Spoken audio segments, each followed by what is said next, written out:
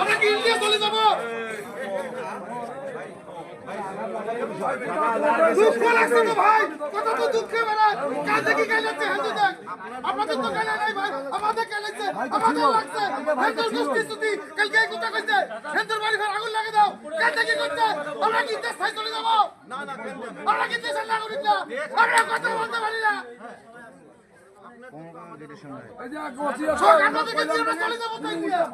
এই বিচার যদি না হয়, এই বছর পরাবাসী একটা করে দেশ থাকবে। দাদা দাদা ঠিক আছে অমূল্য দাদা কই বড়টা কই সকাল থেকে গেলাচ্ছে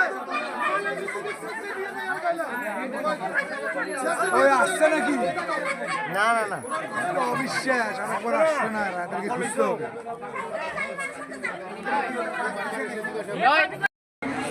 যার বাসা পাইছে সামনে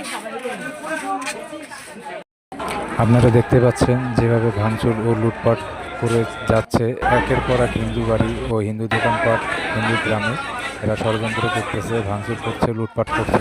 এই ঘটনাটি ঘটেছে মাছুয়াপাড়া, অনেকেই দাসপাড়া নামে চেনে।